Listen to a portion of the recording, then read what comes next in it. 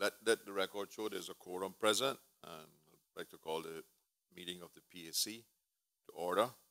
And as members will recall, this meeting is a special meeting to deal with the Auditor General's report in regard to the social services addressing of the needs, and we particularly postponed the last day because we were promised a copy of the KPMG report with the outline business case by the 30th. Unfortunately, we still have not been given a copy of that report by the ministry, so we will try to find out from the chief officer and others some of what might be contained in that report and why we have not received it. So I'll ask the clerk to call in Miss Doreen and whomever she has brought to assist her.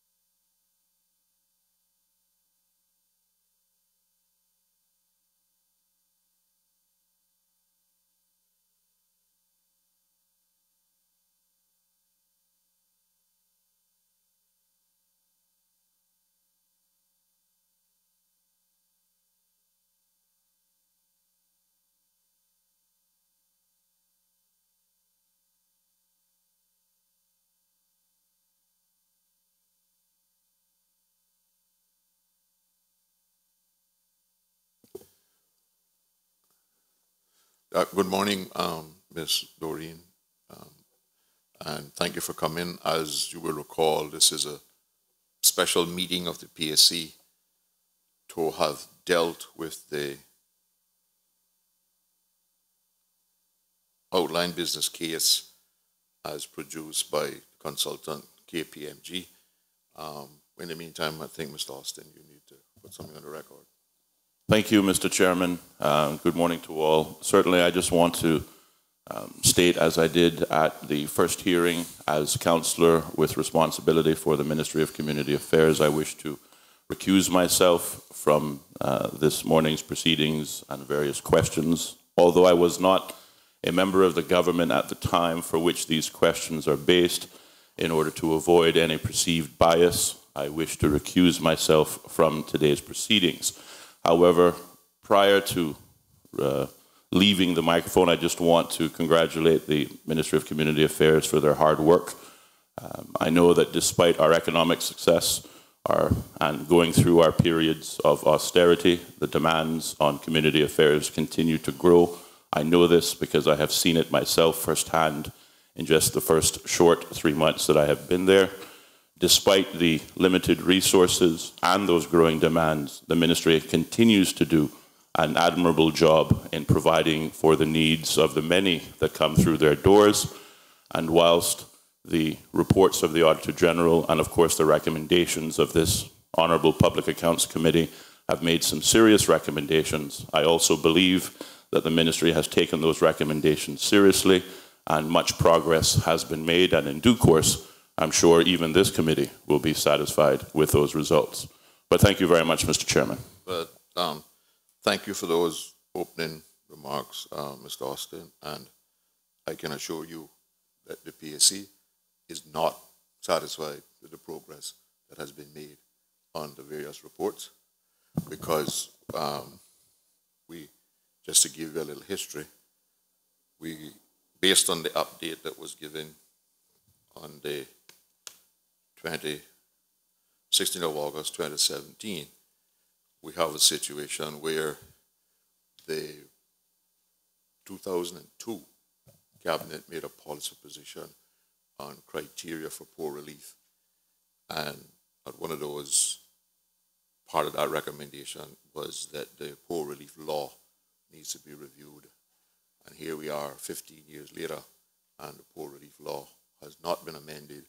We had the 2013 internal audit report, which made some recommendations, which the committee hasn't been given any evidence that those have been implemented. We have the 2015 Auditor General's report, and here we are being told that some of these things, only 2 of those recommendations have been completed as of the 16th of August 2017. We have 1, 2, 3, 4, 5, 6 in progress. We hope to get budget approval for 1, 2, 3, 4, 5, 6, and we see projected deadlines of 2020 and 2021 for implementation. So. Well, thank you, Mr. Chairman. Certainly, as I stated, many of those concerns relate to events that occurred prior to my arrival in this honorable House and as member of this government, and I take them for what they are. I am simply stating that a great deal of work has gone into addressing the Auditor General's recommendations and the Public Accounts Committee recommendations. Many of those, as you stated in the cover letter provided by the Ministry of Community Affairs, are dependent on budgetary financing and approval in October. And I can state unequivocally that going forward, many of your concerns and that of the Auditor General's office will be addressed in due time. Thank you, sir. Yeah, I just happen to think that due time is unacceptable for the people who are out there suffering at the moment. But let's get back to what this meeting is about. As usual, Ms. Doreen, when you answer the first question, for the record, identify who you are and identify the other members who are here to assist you. And if either of those answer a question, we'd appreciate them at the time that they're answering, giving their personal, who they are and what position they occupy. Thank you, sir. Doreen Whitaker. I'm Chief Officer in the Minister of Community Affairs.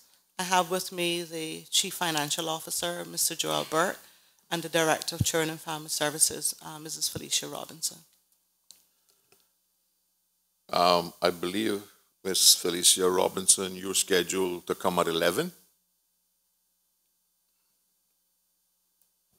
Yes, Mr. Chairman. Well, I think the standing orders, if I recall correctly, doesn't allow you to attend this hearing then, because you're a witness later on. And, and I think standing orders prohibit 2 witnesses from being heard at the same time. Thank you.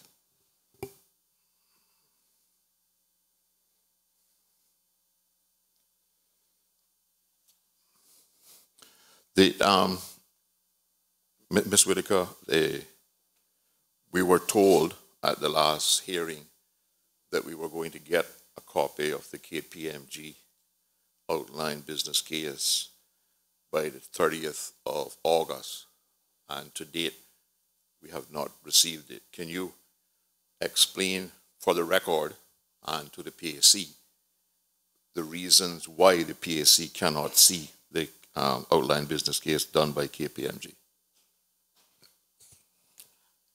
Mr. Chairman, I did email you, let you know that due to the PAC and other committee that I actually had a delayed annual leave, and I made my sincere apologies of not sending it on the 30th, but did send it on Friday afternoon. My response to that is on Friday afternoon. So for the record, in terms of the OBC was presented to the minister responsible for community affairs as per the protocol of having cabinet papers. My position stops as a chief officer is to draft cabinet papers and then pass it on to the relevant ministers. Then obviously the relevant ministers at that time will look at when that goes before cabinet. So that's where my role as chief officer stopped. So in terms of the OBC, once the OBC is approved by cabinet, then the minister responsible for community affairs. If I can explain how the government OBC and strategic assessments have gone, the protocol that is in place is the same as annual accounts. not that the government changes the document, but as the OBC is completed, it goes to the strategic review team. And this is not just with ours, but all OBCs and strategic assessment that the governments have done. Then they go to Cabinet. Cabinet then reviews those strategic assessments or OBCs. They then give approval for those OBCs, and then they do their public relation on those. Where we are now is that I have presented the OBC for the minister, because I don't go to Cabinet, not a Cabinet member. My role stops when I present the Cabinet paper to the minister responsible, sir. Sir, Mr. Chairman, through you, I am just looking at the RFP, or the terms of reference to the OBC that went, well, for the OBC. And it says, and just for the ease of the public, on behalf of the Cayman Islands Government, CIG, the Ministry of Community Affairs, Youth and Sports invites potential candidates to submit proposals to develop an outline business case due to Cabinet by the 30th of November 2016. I'm just curious, Mr. Chairman, was the OBC, through you, sir, completed by the 30th of November 2016? And if so, then why is it going to Cabinet pretty much almost a year later if it was done on time? I'm just curious. For the record, Mr. Chairman, we went out for tender on 2 separate occasions for this OBC. The first time we went out, there were no bids on the document. Then we tweaked the document to ensure that, because some of the accounting firms that were willing to bid on this was not sure what the details were, so we tweaked it. We went back out a second time. Between the months of September and November, without further discussion in the House, I was unable at that point to attend to looking after certain things within the ministry. So the delays were due to me not being available during that period. And then we actually awarded we had to get advice on the contract. So we actually awarded that contract in January of 2017, and the outline business case came in March. During March, we put it into SRIU. There were further recommendations that were made by SRIU, and we went back to the accounting firm and got those recommendations addressed. And then we got final approval. We submitted that back in July to SRIU, and then we got final approval from SRIU, like I said in the last meeting, on the 11th of August, to say that it was in an acceptable format as an outline business case. So the terms of reference that was supplied to us is not the terms of reference that was on which the contract to KPMG was selected? That is the terms of reference. I did say that between the month of September and November as chief officer, which I will not have discussions in this House for, was not available during that period, sir. Yeah, that part of it is not relevant to us. But just so I can follow, so the terms of reference that went out did not require proposals to be presented to Cabinet by the 30th of November 2016? No, sir, because due to when the tender documents came back in, we weren't, as a departmental tenders, did not address that until November. And we then got some advice over the Christmas holidays about what the contract should look like. And so we actually awarded that contract, sir, in January. Just to get back to the denial and the authority on which the ministry is refusing to give the PAC a copy of the report, do you have any statutory authority or specific policy or precedent on which you can rely and on which you could give a copy to the PAC, on which you can ground your refusal to give the document to us? I haven't sought advice, but I know that if something is, like I said, this OBC was requested through Cabinet to be done. And the procedures that they have in place is that OBCs and strategic assessment, because they set up the SRA unit, all strategic assessments and OBCs must go to Cabinet, sir. So I can seek advice to see what, as a civil servant, if I can take documents that Cabinet has not considered and pass them outside of Cabinet. So I can seek that advice to see if I can pass on documents that are on the Cabinet consideration, sir. One other question on that particular angle. Has the ministry made a presentation to caucus on the OBC?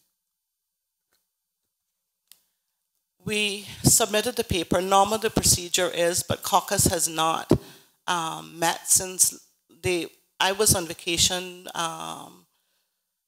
between I went on vacation at the end of August, so they did have caucus, I think, on the 28th, but I was actually on annual leave. What the procedure will be as soon as caucus is ready to go through the OBC, I don't know. There wasn't one this week, so I'm quite sure that the government, with the Cabinet papers, the normal procedures that they ask us to do a presentation on it. So as soon as the Cabinet convenes and have that on caucus, the normal procedures that they will ask us to do a presentation on the OBC, sir. So I'm quite sure that's the normal route. Okay. On the TOR, terms of reference, in the terms of reference, it refers to a project definition document. Is there any particular reason why that document was not sent along with the terms of reference? Because that seems to be an integral part of the terms of reference, because the terms of reference is less than 2 pages.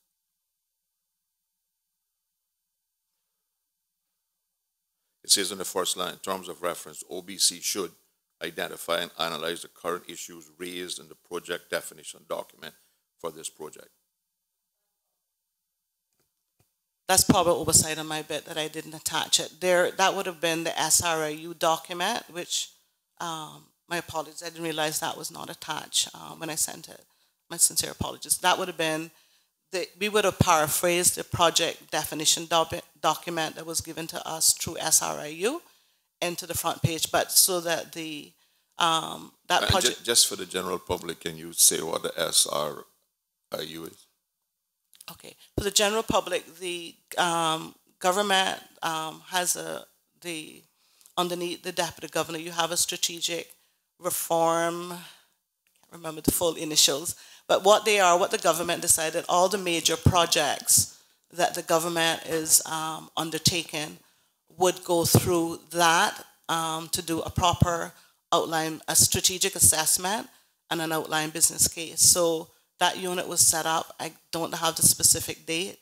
And so everything that the government does from a major projects, whether it's capital or initiatives like the one that we're working on, they want to make sure that you've done a strategic assessment.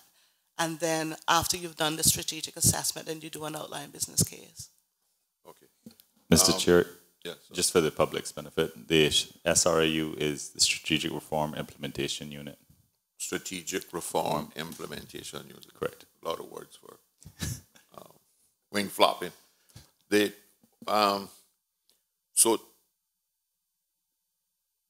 this OBC has not reached Cabinet yet, so therefore there's not a decision made on what aspects or whether any of the OBC will be accepted by Cabinet. I don't know what Cabinet final decisions, but from the indication I've got, there are some recommendations around our area, which is the what is under the needs assessment unit. The bigger recommendations, like I said, in the last PAC, is around health insurance, around those transfer payments. The recommendations around the health, and that's why I've put in my response to PAC that those will be 2011, because as reforming health reforms, obviously the government, because there's another OBC, which I'm not sure has actually gotten to that stage. I haven't checked recently. So it was envisioned that our OBC to do with the transfer payment, and the OBC of healthcare would be looked at together. So I don't know what cabinet will, I know our area, we have a lot of support in terms of what needs assessment do, but in terms of the healthcare, sir, I don't know where the OBC is with the whole reform of the healthcare, because it was envisioned that the transfer payments for health, which falls under our OBC, and the thing to do with Seneco, there's also projects to do with Seneco and projects to do with healthcare, which are major initiatives which were supposed to be going alongside ours. I am not sure that those two dovetail the way that it was originally expected, that all three OBCs would have been done together. So that might be the only thing. I'm not saying that what will happen, because I'm not a cabinet member, but I'm saying that would create, if those other two OBCs with the health are not completed, then that section of the OBC may be something that cabinet may want the full picture in terms of healthcare, sir. But we're not the health ministry, but that's about the only thing I see that may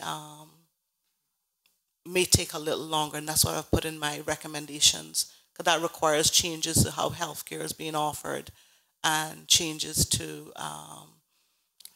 legislation to do with health as well. That's one of the reasons that we held off on the poor relief law. We have the regulations ready, but we said to come to the Legislative Assembly to revamp the poor relief law, and if we have to do some changes to the health insurance law and ours at the same time, why bring a full piece of legislation to revamp social assistance when we know that the health care transfer payments is going to become part of that? The regulations are ready. We are going to seek Cabinet's approval for those regulations, but we're saying for a piece of legislation for a poor relief law, we have that done, but I'm saying going forward, the health insurance piece of these transfer payments, which were put into the 2015 audit, will require health insurance reforms, and I'm not here to speak about that, sir. No, and you're not going to have any questions on it here.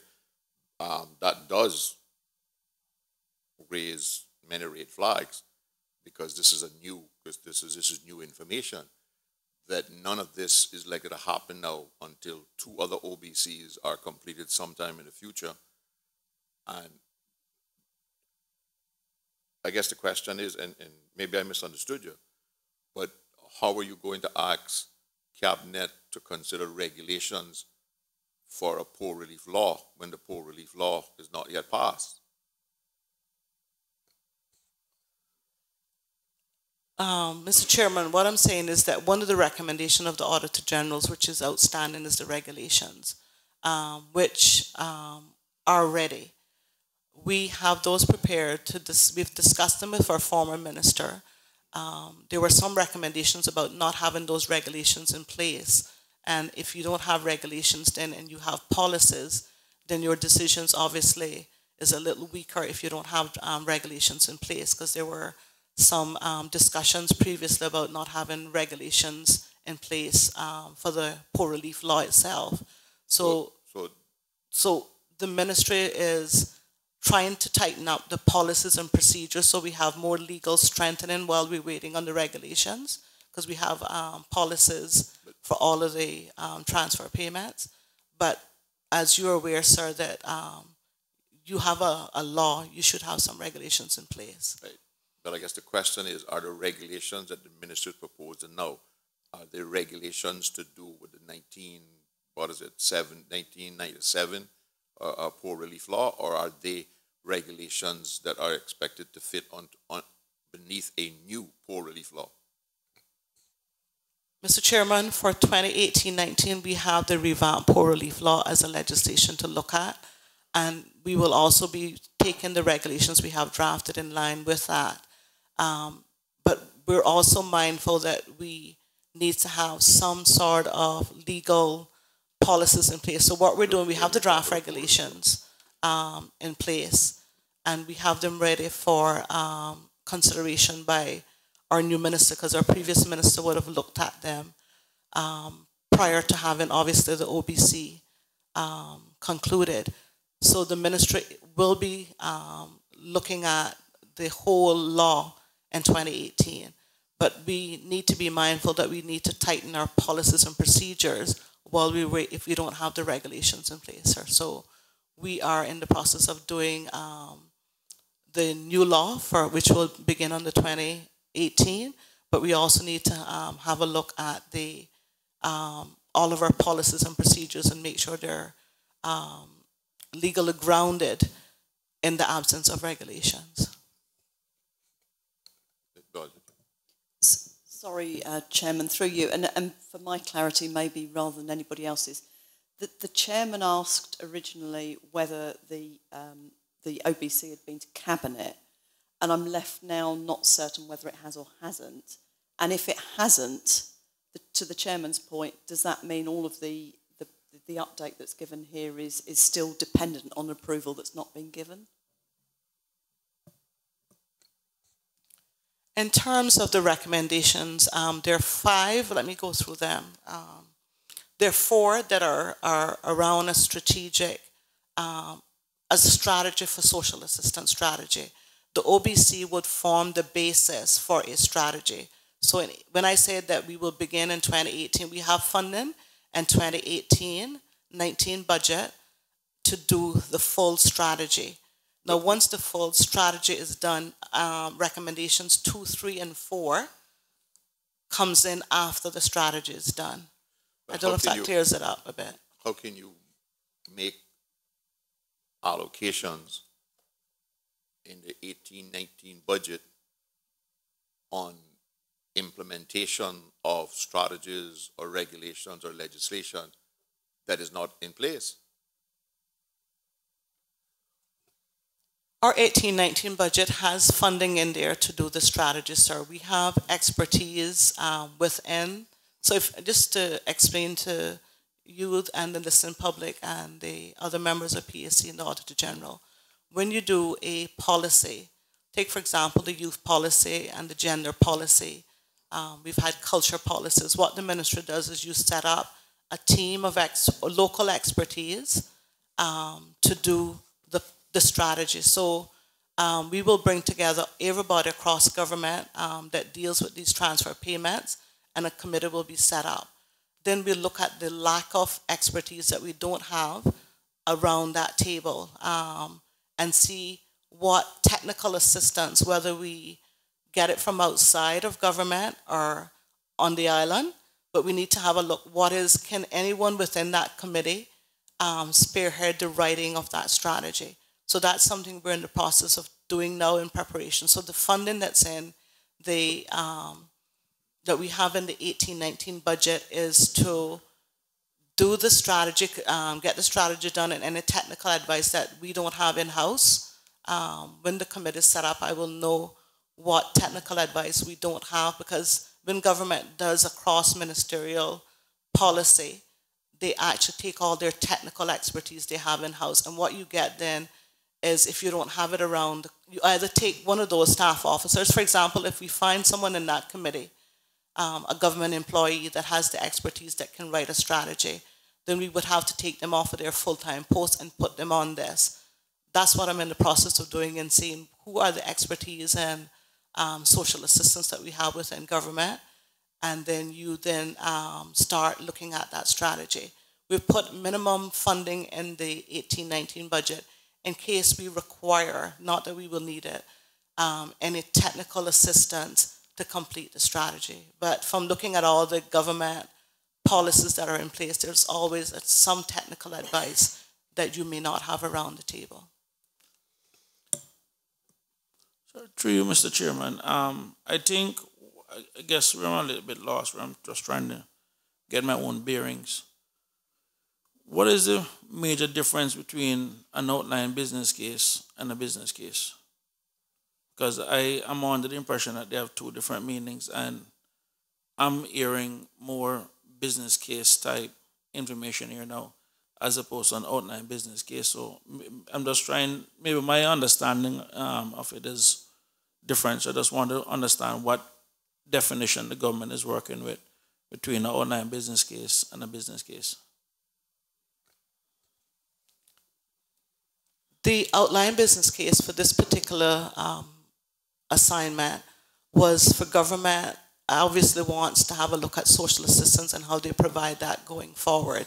So the outline business case was to give options of what they should do. So it's not like if we were doing a capital project, then you would have had costing and what the different options were to cost that capital.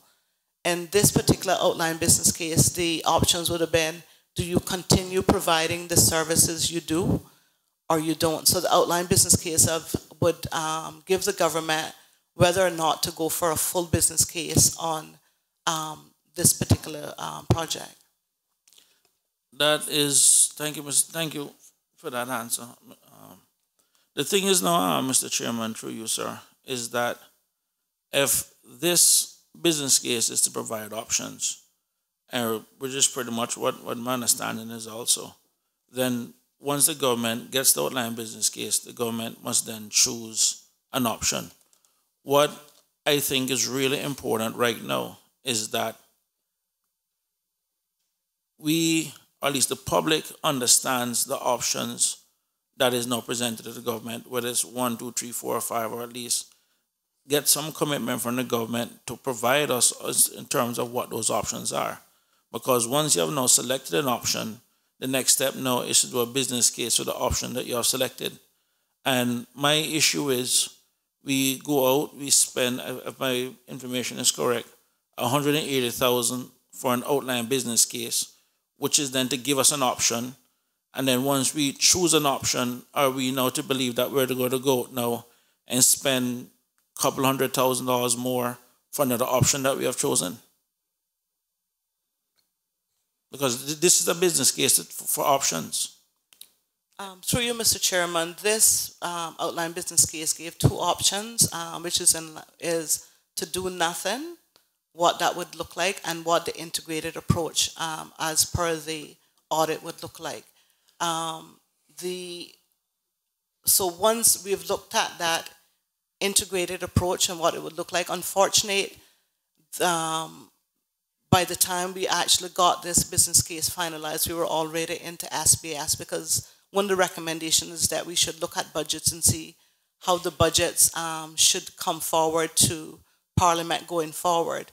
So basically, in 2018, we will then, some of the missing things are to do an integrated approach is the database, obviously, is one thing which we have started to look at, which I said in the last meeting we had here, is that the system was looked at by the Needs Assessment Unit, and it can have all of the integrated things that will be added. The reason why there was only a cost that I gave for $5,000, I think I need to clarify that more, is that would be to pay computer services if they have to work overtime. So computer services did this database that we're using for the Needs Assessment Unit now.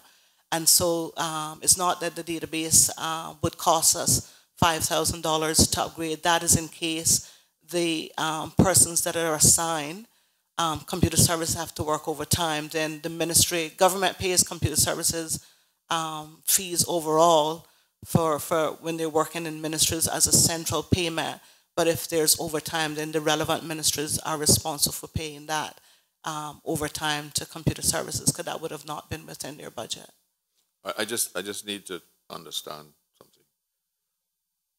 The outline business case gives two options: do nothing or go to the integrated format. Is that correct?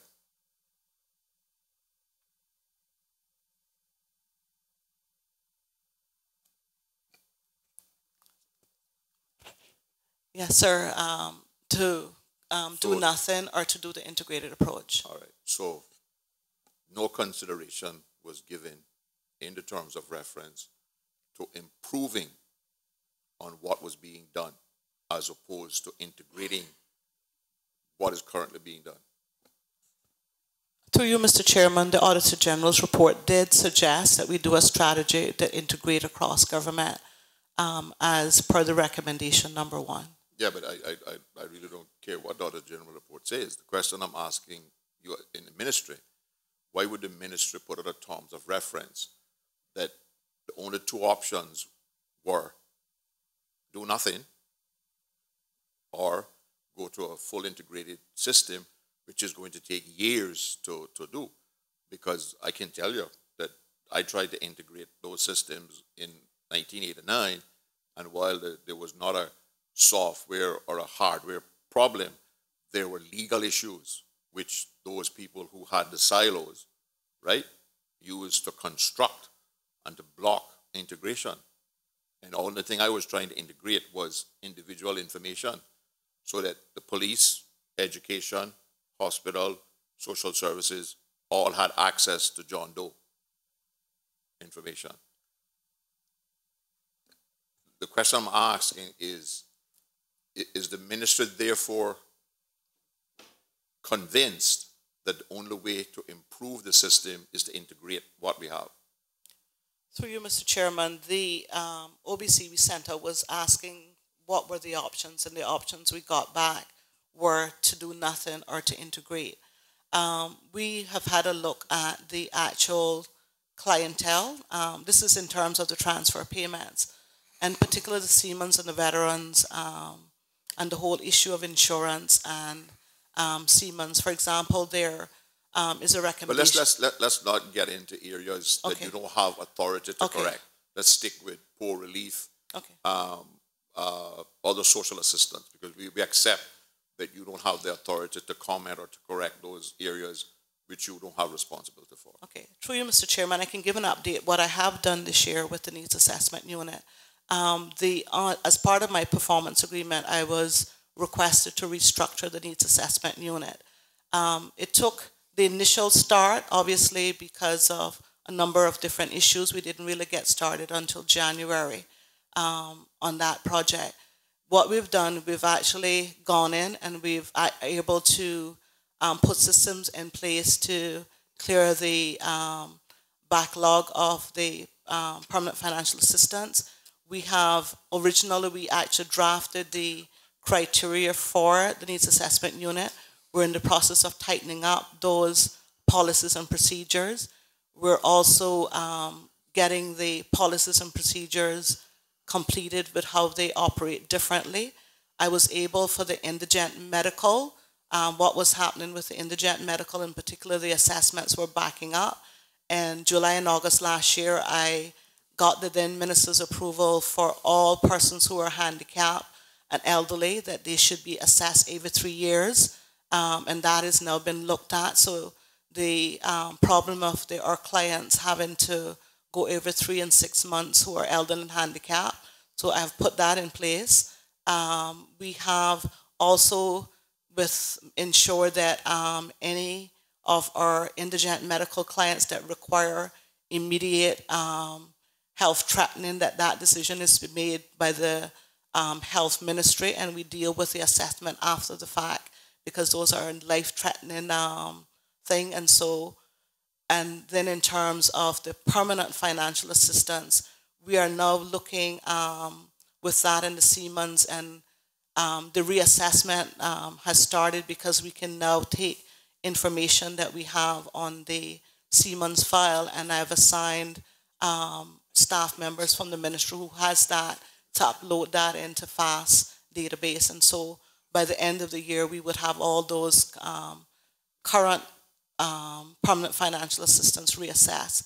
We've hired some, what I don't want is to put in full-time staff for short-term projects. So we've hired 2 part-time staff. We've hired also a Caymanian social worker there full-time as well to help with the backlog and the reassessment. So I'm hoping that, not promising because October's right around the corner, but I know by December we should have our clients getting a better experience at the Needs Assessment Unit.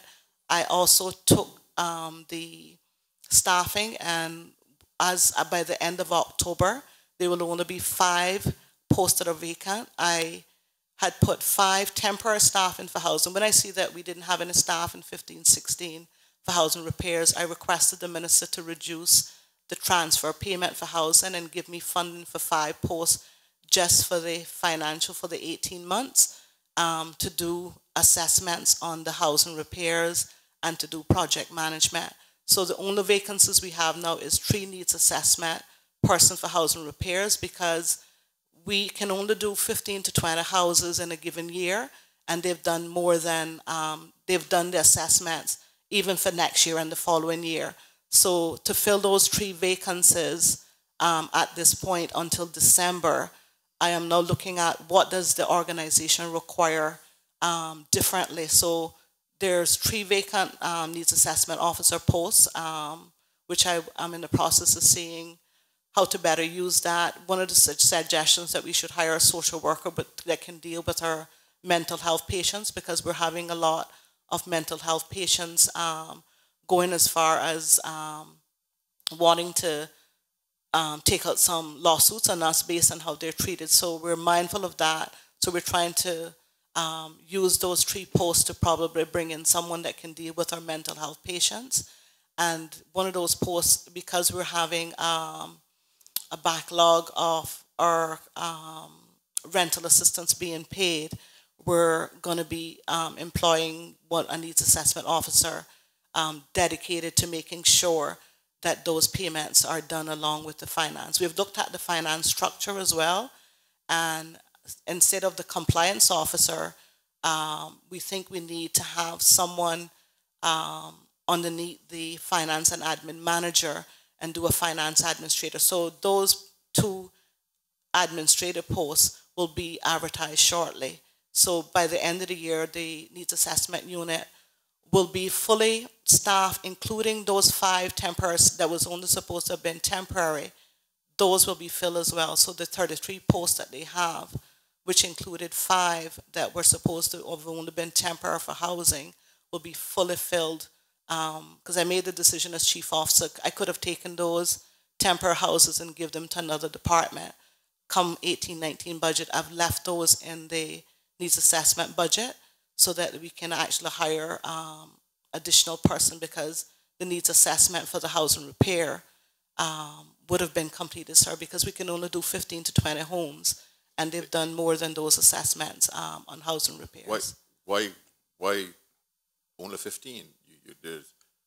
Because of funds available, or? Because of funds, sir. You can only do each house cost.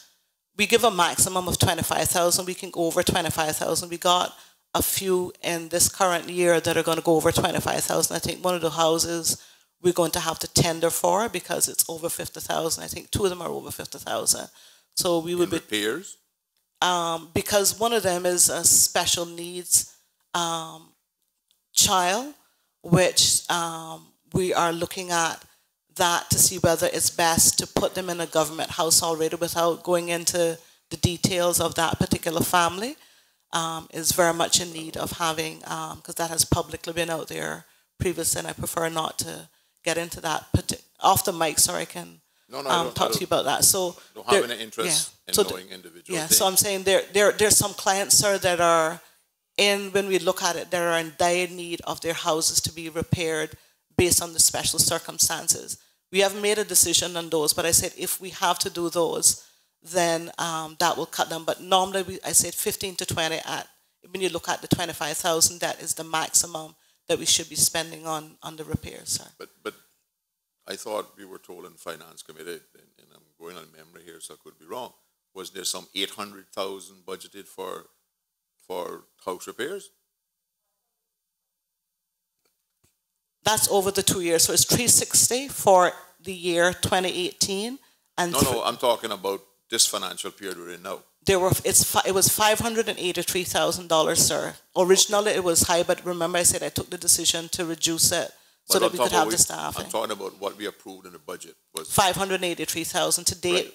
We have spent 170 something, and the rest of the homes should become. I think they have one more meeting in 2 weeks, and we should have the rest of those homes repaired with the balance. But 15 times 25,000 as an average is only $375,000. So we still got 125,000 that we could do another 4 houses beyond the 15. There are some houses already, sir, that because as part of the criteria, the minister can give special consideration to go over 25 as long as we don't go to 50, which is the threshold for tendering, because tendering is 50 and above. So there are some homes that would have been more than 25. Okay, can we get back to the poor relief regulations?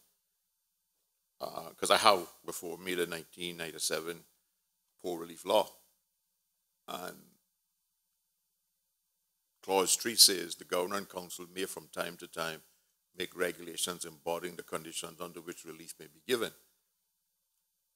In support of your position that you need regulations to reinforce your policies and procedures, is there any particular reason why the ministry did not recommend to the former minister or to the new minister now, because the same government? I don't understand the fact that the new minister has to review something that his government did in the last term, why they didn't use this provision of the law to put the regulations in place. I don't know how much details I gave, but I said we took a while to get the regulation, which I said previously because of other pressing legal legislative drafting that the government was doing, and also the legislative drafter who was working on the regulation left government, and then we got reassigned another draft person. So we got those regulations and we submitted changes in January. We are still awaiting legislative drafting to give us back. The minister, the then minister, gave approval for the changes that needed to be done based on the feedback we got from legislative drafting. So legislative drafting has had our comments back in from January. So we need to chase back down again and see what other, because as you know what legislative drafting do as other pressing legislation come up. But and can you think of anything that is more pressing than helping people who are suffering? Yeah, so I'm saying I will check back with them, but as soon as those regulations gets back to us, then we'll present those to cabinet. So I will check back again and see how much longer legislative drafting requires, sir. But this again, if my memory serves me correctly, I believe this poor relief law and regulations has been budgeted in every year since at least 2010. And you're saying that every year you get pushed back because legislative drafting can't get it done?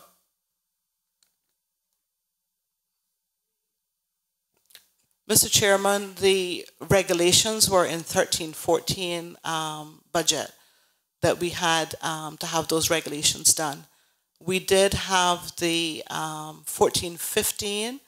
We, like I said, we didn't get back those regulations with comments till around 2016.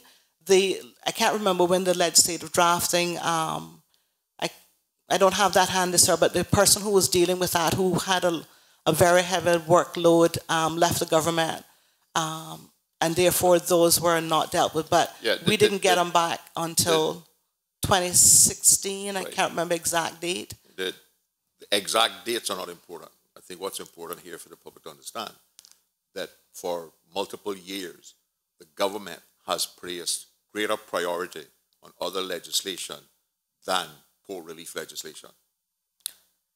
I would say that the legislative drafting department, based on the staffing they have, legislation normally takes a long time. So I know they have quite a workload, and our regulations were... How many pages are your regulations that you have in hand now? I didn't know if I bring them, but I know the law is various things, but the regulations are at least, I don't have recollection. They're less 50 pages?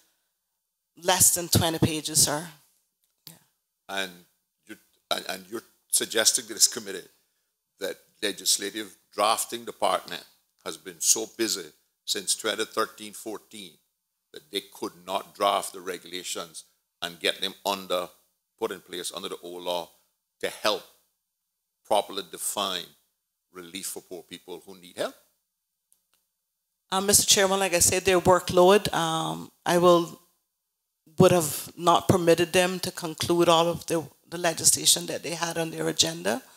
And I think we need to call the legislative drafting people down here, because I need some explanation for this. I mean, this is unbelievable. All right, so we'll leave that for now and we'll decide whether we want to call them or not. You going back to the last day of the hearing and today, you put a lot of reliance and a lot of expectation on the OBC.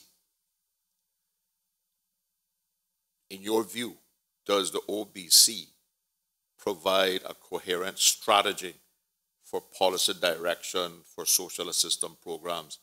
And if so, how does the OBC and outline business case do that? Mr. Chairman, based on working within the social assistance programs for quite a year, I have been in the ministry from 1996, and it's only been maybe 2 elections that I didn't have responsibility for the area.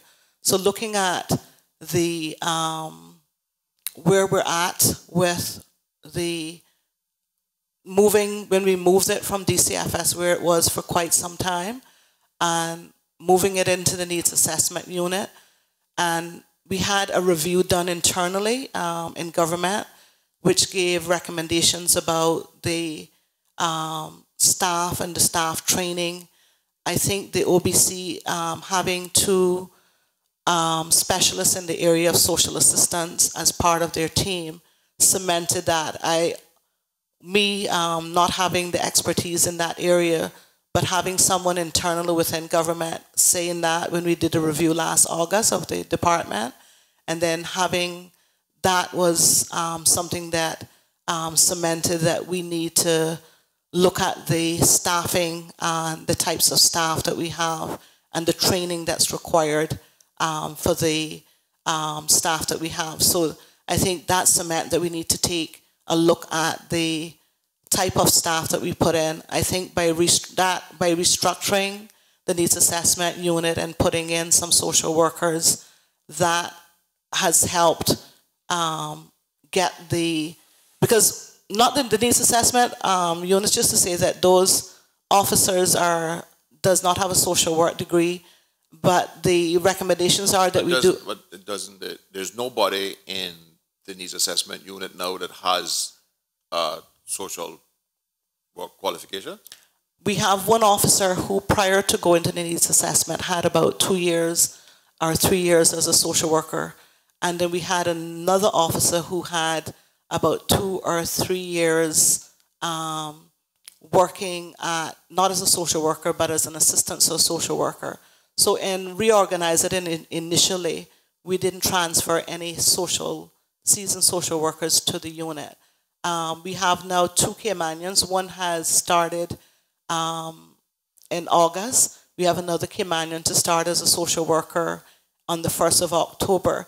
And then we have one on loan who is overseeing the PFA backlog now. And just in a month, just by putting a month and a half, you can see the difference. Because the reason that the OBC is recommending that we have some social work training or some social workers within is that when the clients go before a needs assessment officer, you need someone who understands how to deal with, from a social perspective, with the issues that that client has when you're given the assistance. Because a lot of complaints we're having takes us, I think, from the perspective of having the integrated approach in terms of having the staff trained and having an integrated approach in terms of having the committee across government and an integrated approach in terms of having a standard rate. I think that are some, from our end, not the health end, will go a long way in terms of making sure that we provide the right assistance, the correct dollar value assistance to our persons in need, and that they are treated from a staff perspective, sir. So I think that has cemented, in addition to my number of years working in the area from a policy perspective, and from actually looking at the recommendation that was made by someone who was looking at transfer payments within government last year and given their recommendations. I think the OBC has cemented that clearly, but gives a way forward, a more detailed way forward. Okay, but correct me if I'm wrong. We had an integrated approach for poor relief. It was all being done under the Social Services Department. The only reason to have taken off the NAU and set it up separately was because that wasn't working to the person's satisfaction. So we went ahead, we took the NAU, we set it off, and we identified it as, according to answers given to me in Finance Committee over the years, because it was going to be basically a financial assessment and a financial review of whether the person needed this poor relief money or not. Because now we're having difficulties because that unit has not been resourced properly, because we were also told in 2015 on this same report that we were going to recruit, I believe it was 8 or 9 needs assessment people in order to adequately staff that unit. That hasn't been done. So it has now been determined that the NAU is not working, so we're going to go back to what we had before, where we're going to have social services doing the same thing. Because Mr. Chairman, I will go from because I think the whole idea of the staffing issues needs to be cleared up with the House. We started off originally in 13-14 the recommendation to move the needs assessment in the first place came from an efficiency review that was done by civil servant when the government was looking at how do you look at larger spending departments. So there was a recommendation that the social workers were not able to do child protective matters because they were spending all of their time doing needs assessment. So that is not going to apply now no, so in if this integrated approach. Yes, so if I can, so in taking the needs assessment out, what we did was transfer what we could at that point when we did in 13-14 without making the social services, or the Department of Children and Family Services, weaken on the ground, because we didn't get any additional staff during that financial year. And the following year, we got 2 staff because of the budget constraints, and that brought us up to, I think originally, I'll look back at the figures, I think they transfer with 16 or 20.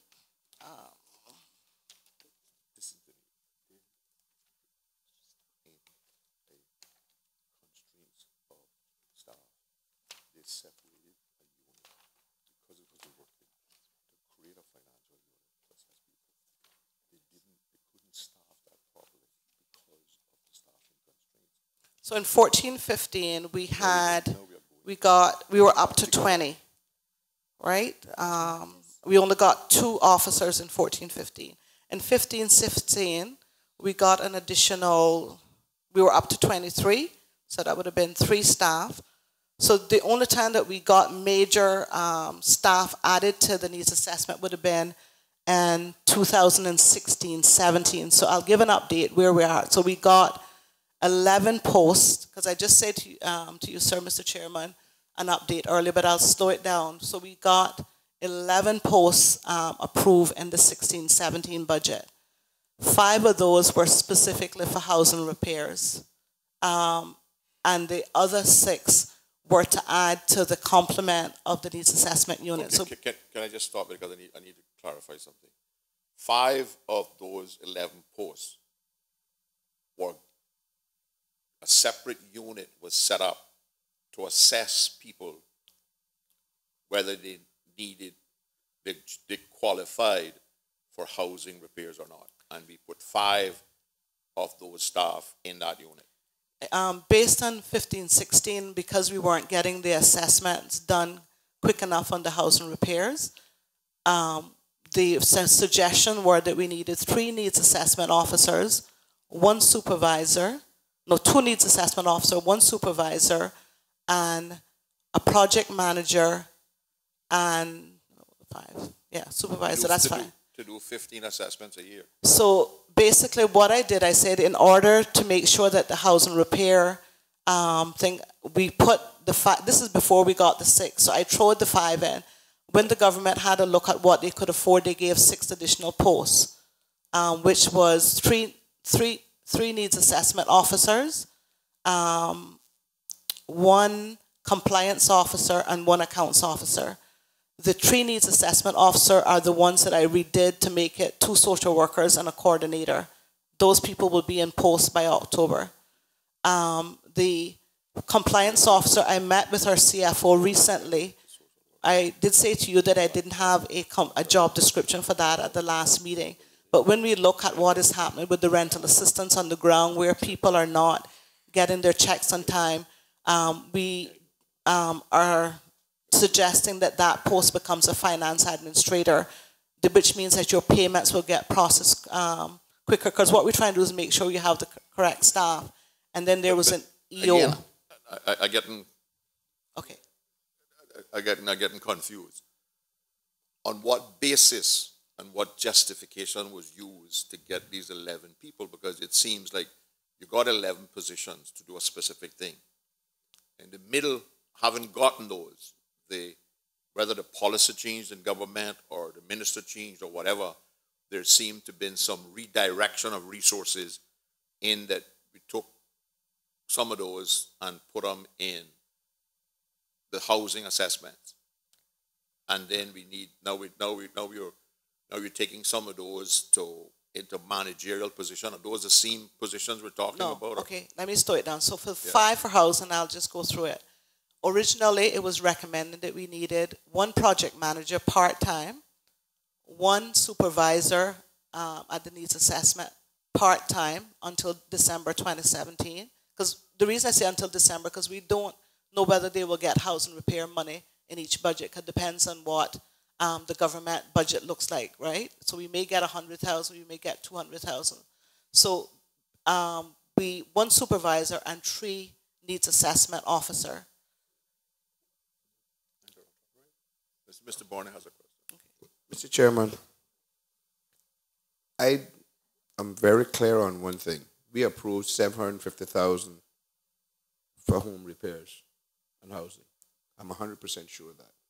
In Finance Committee? Yes, sir. Yeah. How many homes have been repaired? I did take a look at that. I didn't bring it with me. In 15-16, it was roughly 12 to 15 homes at a cost of 172. And I think I'll double check that. I should have brought that with me. That's just based on memory, looking at what I printed out. And the 16-17 we have spent to date 100 and can't remember. It's roughly 150, and we have a balance of 383. And Mr. Chairman, through you, 15, 16, 12 to 15 homes. Now, what was the average, or what was the amount? 150. And then 16, 17 was 12 to 15, or I got 150,000 again. I think it was roughly 172. About 172. So let's get it clear in my head again, please, through you, Mr. Chairman. In 15, 16, we did 12 to 15 homes. Correct, sir. How much did we spend? 172,000. 172. And in 16, 17, how many homes? I haven't counted them, sir, but I know it's roughly 150,000 spent to date. With out of the 500, out of the 750,000. That was Okay. allocated. I also met on the thing and confirmed that. I think Thank you, Mr. Chairman. Just to say, just looking at the appropriation law for the 18 months ending December 2017, the amount that I'm seeing in the original appropriation law for housing repairs is a figure of 556,977. So let's just call it 557,000 for housing assistance allocated to the Ministry of Community Affairs. So 557,000. 557, that's it. out of which we spent 172. And 150. So that make it No, that was the year before. 322. Oh, okay, yeah. I'm on track now. Now, Mr. Chairman, through you again. I'm listening to this thing and I was getting a little confused like yourself. Am I reading that the NAU and DCFS, are they being merged together again? There's no decision made about merging DCFS and NAU, sir. What I have done is due But to isn't that what is being recommended in the OBC, which is going to cabinet, and the cabinet basically has a decision: do nothing or go to integration. Go to integration, but it doesn't say how the integration occurs. So we're still looking at how that integration occurs. The integration would be including the health portion. But forget about the health. But certainly the integration in the areas that you are responsible for are the Department of Children and Family Services, the housing repair, and the NAU. If it doesn't include NAU and housing, there's no integration. You're just sticking with the Children and Department of Children and Family Services. That is something that we're looking at, sir, in terms of how what I've done as a temporary measure was to use the expertise across what I have within the allocations for approved budget and staff, and see how we stabilize the needs assessment unit. So what I've done is assign staff from DCFS to assist, because on my performance agreement, I needed to restructure to make it function better outside of the OBC. So what I've done is make best use of the resources that I have under me as chief officer and move persons around, sir. Through you, Mr. Chairman, just to my own understanding, are we to assume now that the government that pulled the NAU out is now the same government that went back and asked for an outline business case to put it back together? Was this a minister's decision, or was this like a ministry decision? I'm trying to understand the genesis of how we got here. Through you, Mr. Chairman, when we started following the general election in 13-14, there was a recommendation, obviously, that was done, I said, to separate out the needs assessment. We started it within the DCFS as a pilot project. But at that time, we also had the social workers. We had brought in the children's law, and the social workers were not having time to do their cases. So I made the recommendation to take the needs assessment out so that we can deal with the child protection, because at that point we were having lots of issues in terms of not getting child protective matters being looked at. So because it started as a pilot program, so it was always envisioned that the needs assessment unit would run separated from, because there were two things that we could have done. We could have left it underneath DCFS at that time as a pilot program, because we did start it as a pilot program prior to moving it in October 2013. We moved it because we had someone with strong financial background that could assist with putting the financial pieces in place, but it was a pilot project to see how best to remove it from DCFS so that both areas did not suffer at that point. So we moved it out as a separate unit. And things have improved by having it as a separate unit in terms of the child protective matters. So it was removed on the recommendation that in order for the Department of DCFS to function at that time, that we were not getting either thing done. We weren't doing social assistance and we were not doing child protection. At that point, there were a lot of child protective matters before the court that the social workers were not getting to. And so as chief officer, I did make the recommendation at that time that it needed to be out so that the DCFS could get along with doing its child protective matters and dealing with the elderly at that time, because trying to do it as a pilot meant that the social workers who were in there were actually spending a lot of time on welfare. So that's what the review found, that they were doing a lot of needs assessment as opposed to attending to child protective matters.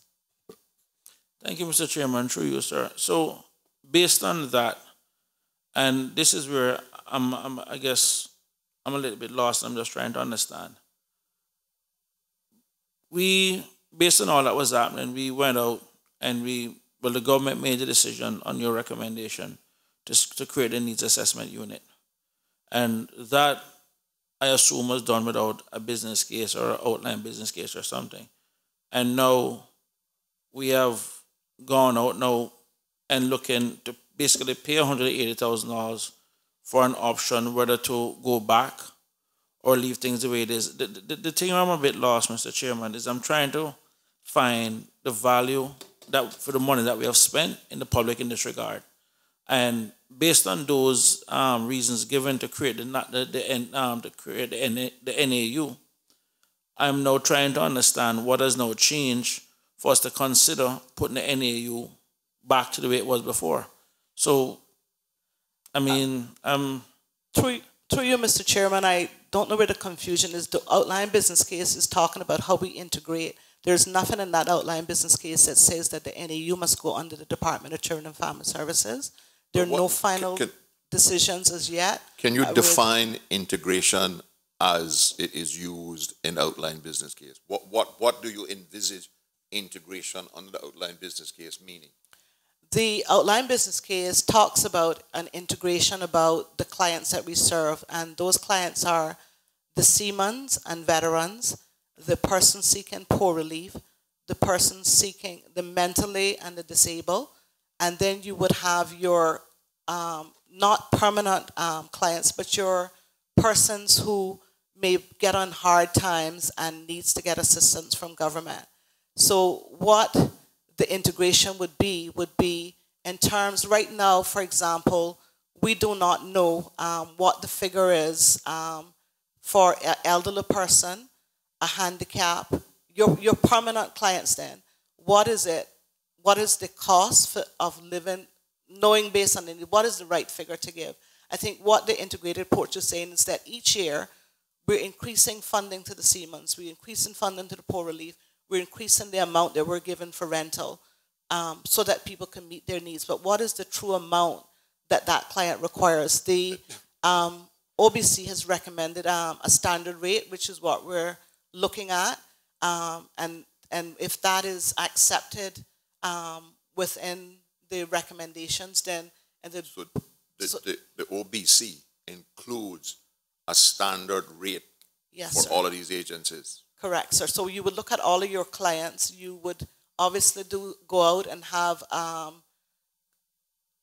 like I said last time, different clients have different needs. For example, you may have which is why I don't understand how they're going to have a standard rate when obviously a handicapped person on permanent poor relief or a mentally ill person on permanent poor relief is going to have entirely different set of needs to which a standard, unless you can set it so high that it covers everybody. No, what it says is for those special circumstances, you would look as, that would be a tack on different. So you would have a standard rate for everybody. But is that what's done now? Isn't the standard rate now $550, right? And then you tack on to that other benefits. In the case of seamen, in the case of the permanent poor relief, whether they get health insurance, whether they get additional vouchers based on the number of people in a household for food or for electricity. Isn't that what's done now? Yeah, but just take a specific incident. You may have a person who's receiving Siemens who does not have insurance but may be getting indigent medical.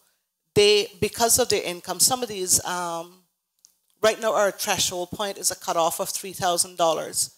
That is a guesstimate for temporary poor relief. Our cutoff point for the Siemens. Expense or income? The 3,000 is expense or income? No, income. We're saying income. So basically, the Siemens is set at 3,000. The poor relief is set at 2,000 because we haven't upped that to 3,000 in line with the other two. And why? The temporary is 3,000. We don't know if that is what the figure should be. And I think we need to know that. For example, someone may have, one of those older persons may have a rental. They may be getting rental. They may put, when they apply to us, when we check, they might be renting their facilities, and at the point we check, they might be getting $3,000 and they don't qualify. Some of those rental accommodations could go away because that's, most of those older persons, that's what their income is it's not from pension that they're getting because their pension is very little or non-existent, but the income that they put in on those application form is around the rental accommodations that they're getting. And so what we have, even with the Siemens, I have one gentleman that I finally made a decision to put him on is that he has rental. Sometimes it can be 2.5. I know that we're going to 3,000. He qualify fully, but he used to bring his application in every 3 months. It would be coming in to say, my rental is now 800 this particular month that I'm getting because I have everything rented, and then he'll come back another month and say, my rental is 1,500 because I had to drop the amount for these, because a lot of them have these accommodations onto their existing properties. So in those cases, we are denying them for Siemens, we're denying them for poor relief based on when we go out and do the bank checks at that particular time. It would be good to know what it takes for someone who's an elderly person to live off of, and we don't have these fluctuating, because we know they don't have any income, state income above that threshold, sir. Is it envisaged in this integration that we're just going to have one type of person who's entitled to relief, and we can get rid of all of these unnecessary names like seaman, veteran, indigent, poor relief, and we have one criteria and one benefit, whether that is age plus income limitation or whatever, because that's the integrated approach they're talking about. Is if they're all one category, they're all elderly or handicapped, then they're entitled to the same criteria and benefits. Getting back to your concept of what the outline business case means by integration. The last time you were here, you talked about creating a one door and a one-stop window. How are we going to have a one-door approach, which I would assume means that all clients are going to come through that door, whether you need financial assistance or you need counseling or you need social work or whatever, if they're not going to be fully integrated and absorbed into each other? Mr. Chairman, that could be a possibility, but obviously that's something the minister will have to put forward before government and see if that's something. Okay, so that decision has not yet been made? No, sir. Okay. How then can we be told in the SPS, if none of these decisions have been taken, that that's what's going to happen? And how are you justifying, and maybe the financial people can help me with this, how are you justifying putting money in the 2018-2019 budget to do things that are not yet decided?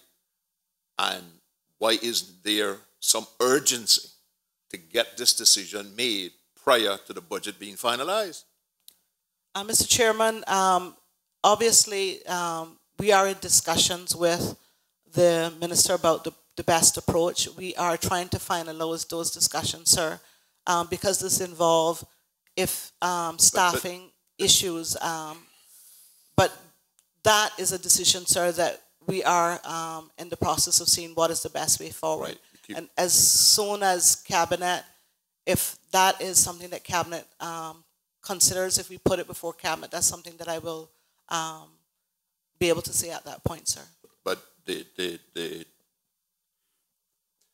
budget is being presented on the 13th of October. The SPS was presented on the 24th of August. And the minister didn't see the importance of having this decision made, because this has been in trend from May with the new minister and from January with the minister before that, to get this decision made on what option are we going to take on the OBC. Mr. Chairman, I think there are two, in terms of the integrated approach, there wouldn't be a lot of changes in terms of budget because we already have the staffing within the budget. The only thing that we have new in the budget, obviously, is if we have to go for a more technical support while we're trying to strengthen that social assistance agency. And we have actually made sure that the needs assessment staff and structure has the full staff complement to carry out the social assistance, sir. in the reform. Through you, Mr. Chairman, I just want to understand this because I recognize that this is politics is always at play. I don't want to pull the civil servants into political decisions. So I'm trying to understand this OBC itself. Was it a political decision? If that is the case, then we'll deal with that differently. Or was this more a civil service decision to get the OBC done?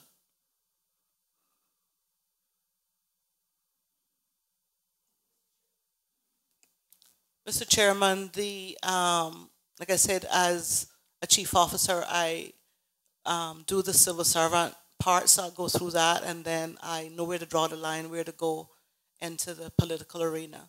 I basically said, I don't know, during the sitting that the government made a decision to have all their major projects go through the SRIU. They accepted that because the Auditor General had done a thorough review of the social assistance with the audit, that there was no need to go back out and waste government funding to go and to do a strategic assessment to see how we should revamp social assistance. So they added they accepted the Auditor General's report as a strategic assessment, because normally you would do a strategic assessment first and then go on to a OBC. They say there was no need to do a strategic assessment because the Auditor General's report with the recommendations could be used as a strategic assessment. The OBC is a government, previous government and current government, that's how they are looking at all their major projects, and they go through the SRIU. So the outline business case was the government decisions to see how best to get their policy of social assistance dealt with. So the OBC now would form a policy decision of cabinet in terms of how they approach social assistance going forward. But certainly the minister is responsible for policy decisions. The final say on policy decisions is that of the minister. But certainly once the minister makes a policy decision, it then becomes the duty of the chief officer and the administration to implement that policy. Correct? Yes, sir. Okay. So, previously, the minister made a policy decision based on recommendations from the administration that having financial assistance in Department of Children and Family Services was detracting and reducing the ability of Department of Children and Family Services to deal with the implementation of the Children's Law and to deal with that whole realm of stuff.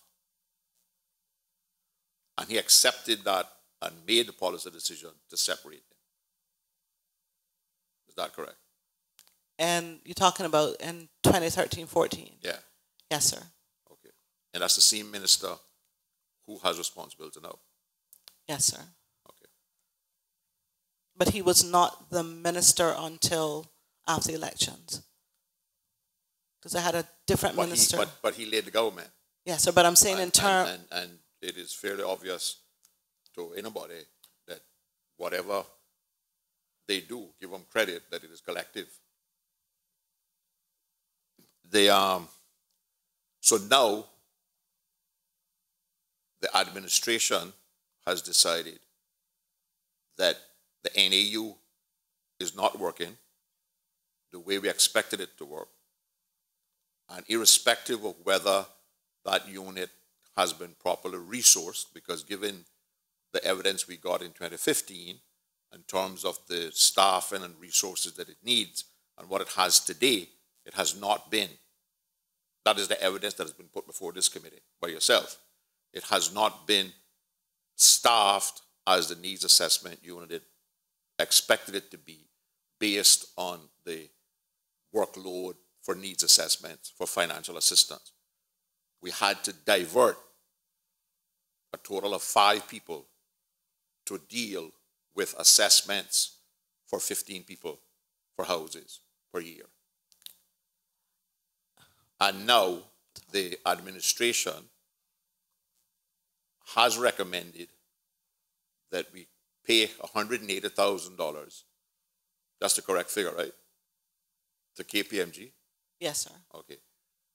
To do an outline business case, to bring the needs assessment back in some integrated form, whether it's under the director of DCFS or whether they remain 2 separate entities, but they're integrated in some kind of backroom arrangement, i.e. administrative staff, data sharing, whatever, right? And you're now waiting on the minister to decide whether he wants to accept that recommendation as a policy or not. Through you, Mr. Chairman, the outline business case was completed on the 11th of August. The final paperwork to the minister obviously was presented on the 21st of August. I'm not sure that there were caucus or cabinet meetings. I was on vacation. I know they had a caucus meeting, but I was on vacation during that time. So I'm quite sure that the minister responsible will be looking at the OBC and will bring the minister in for presentation at whatever caucus meeting or cabinet, whatever, to further explain the best way. So I'm quite sure within the next couple of weeks, like I said, by people being on vacation and finance committee, PAC, all those other things, since I presented that paper to minister, I was on leave. I think the PAC was on, finance committee was on. So I'm not sure if there was even, I was due to go to a presentation on the 28th, but because I had no annual leave due to public accounts committee and finance committee, I took the days off. So in all fairness, I was due to go to caucus on the 28th of August, but I was on annual leave. So I'm quite sure that he will be bringing the ministry and everyone else to have further discussions about social assistance, sir. Okay. So at this point in time, the minister himself has not made a decision of whether he is going to accept the outline business case recommendation to go to integration.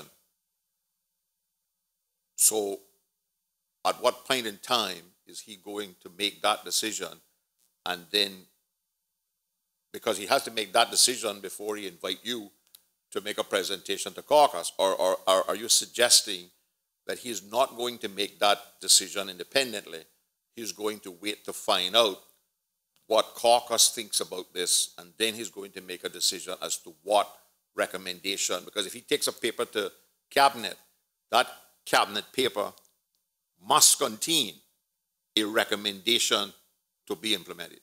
Mr. Chairman, without getting into how cabinet operates, but the procedure how this current cabinet operates, and I haven't taken advice about how far down I go down with what cabinet operations are, but cabinet, this government has made a decision that all papers go to caucus first to be viewed before they end up at cabinet.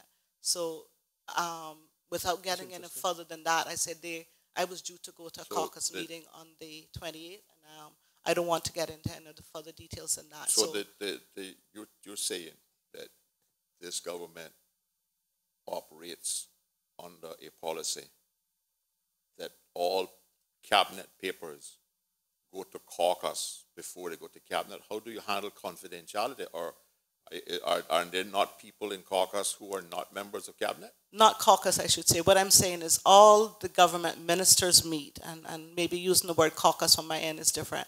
So if it's a cabinet paper that is a simple decision, the minister responsible will take that cabinet paper. Let's take, for example, your audited accounts. Or if let's just deal with the OBC. Yes, I'm saying for this. This would go to all of the cabinet ministers and the councillors. Maybe using caucus is a wrong terminology, but this would go to all of the cabinet ministers and the councillors. So caucus is not the word I should say. It should be whatever the terms is for the ministers and the councillors.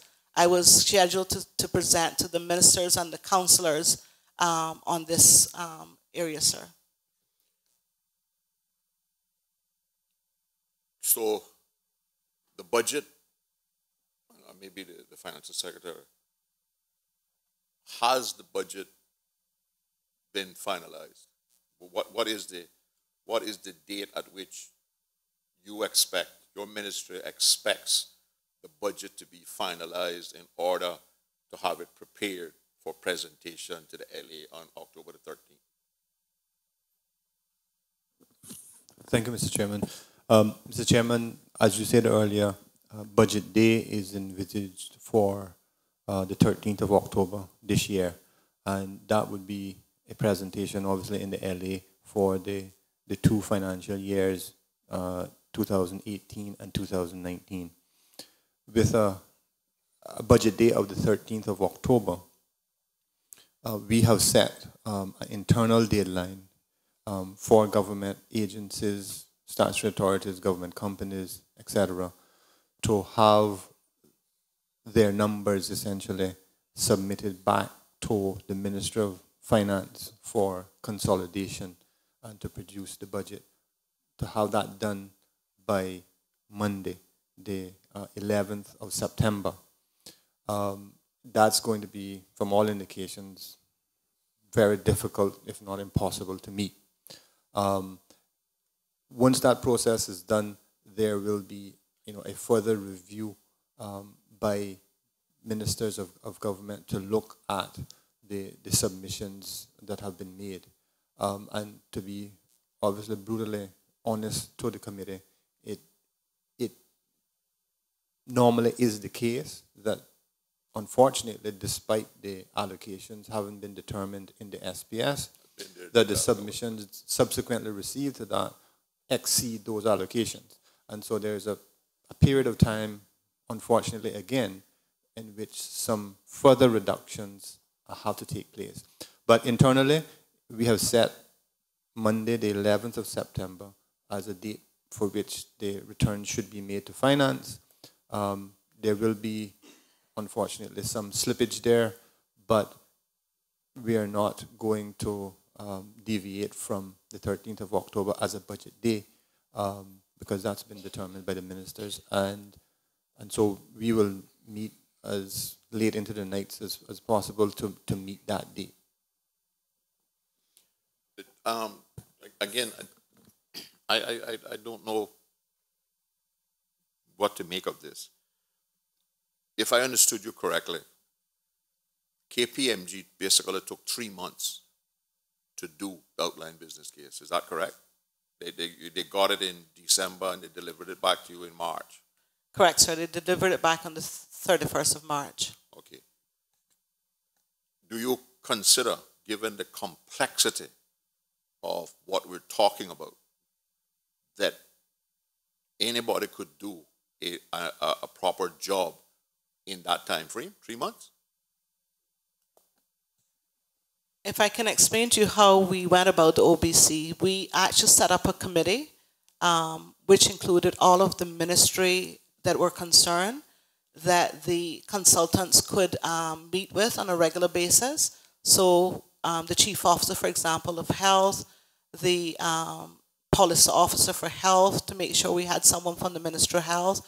We had the financial secretary or his representative, because he's in charge of Seneco, on the committee. We had the director of the Needs Assessment Unit. We had the director of the Children and Family Services. We had the policy officers from the ministry on the committee. I was on the committee. We also included education, because we realized in terms of getting people to work, it was important to have them on the table. So we also had a representative for the chief officer for the Ministry of Education. So when the consultants, I don't have all the details spent, they also had access to the Auditor General as well. So the consultants had committee meetings with without the Auditor General. They would have met with the Auditor General as a separate issue, but the committee was those persons that I outlined. So initially, we met with the consultants, the committee, and any guidance they needed about where database were, any information they needed. So we gave them to go to all of these persons to make sure they collected as much information from those individuals, including the Health Services Authority as well. There were lots of meetings with the health services as well to get information. So what we did was to make sure that the consultants weren't out there.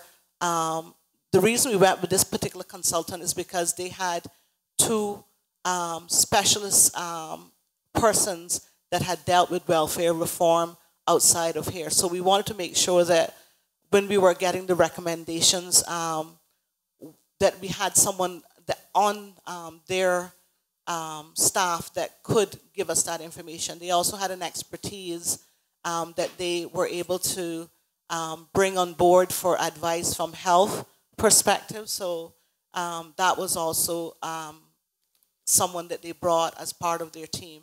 The team from KPMG was a local team, but they had two subject matter areas, one in health and one in social assistance, in order that they could get the OBC completed. What you say those people had overseas experiences.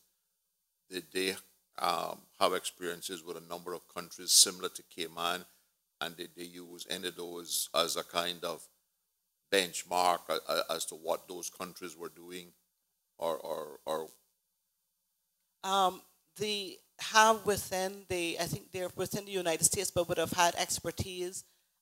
They would have benchmarked from the OBC some of those countries as well, which is within that as well. And those countries have the integrated approach in place, and it is working to the satisfaction of both government and clients.